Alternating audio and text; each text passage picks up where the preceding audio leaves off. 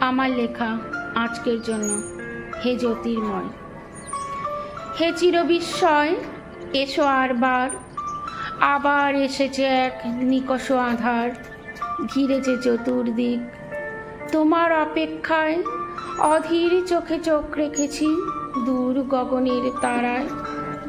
যে পথ দিয়ে এসেছিলে আলোক দুটি নিয়ে হাতে, কারাগারের দুর্ভেদ্য প্রাচীর মুহূর্তে হয়েছিল খান খান। লক্ষ লক্ষ আলোকবর্তিকাতে অন্ধকারের টুটেছিল প্রাণ। হে প্রলয়, আরেকবার ঝড় নিয়ে এসো তুমি। অপেক্ষাতে বসে আছি তৃষ্ণার্ত বক্ষ নিয়ে বন্দি জন্মভূমি। দু চোখ মেলে চেয়ে দেখো, লক্ষ লক্ষ দেবকী যে বন্দি আছে কারাগারে নির্মম অত্যাচারে। চোখের ধারা ক্ষীণ হয়েছে সন্তানহীন মায়ের বুকে, উথাল পাথাল ঢেউ উঠেছে। সেই দিনটা এসেছে আবার। হে বিস্ময় ঋষি বালক, আর একটি বার ময়ূর পালক নাও পরে নাও কালকেশে। আরেকটি বার এসো সখা, দাও দেখা দাও প্রলয় বেশে। সমাজটা আজ কারাগারে বন্দি হয়ে ডুকরে কাঁদে। আসবে তুমি আনন্দে তাই, দিকে দিকে শঙ্খ বাজে। তোমার আশার ভাবনাতে তাই হৃদয় মাঝে বাঁশি বাজে।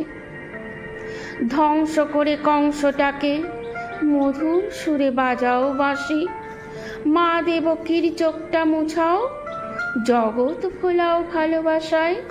যাক ডুবে এই পাপের রাশি, দীপ ধূপ আর পদ্মমালা, চন্দন আর ভক্তিধারা। অপেক্ষাতে তোমার জন্য মধুর তোমার চরণ ফেলো। প্রলয় এনে ধ্বংস করো, আরেকটি বার গভীর নাদে বাজুক তোমার পাঞ্চজন্য।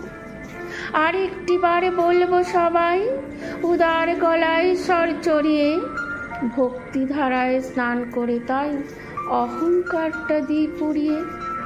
দিকে দিকে কাটলো আধার, উষার দুয়ার খুলল যে ওই শোনা যায় দূর গগনে তোমার বাণী। দিকে দিকে তোমার আগমনী। যদা যদা হি ধর্মস্য গ্লানির্ভবতি ভারত, অভ্যুত্থানম অধর্মস্য তদাত্মানম সৃজাম্যহম। হে ঈশ্বর, তোমায় শতকোটি প্রণাম।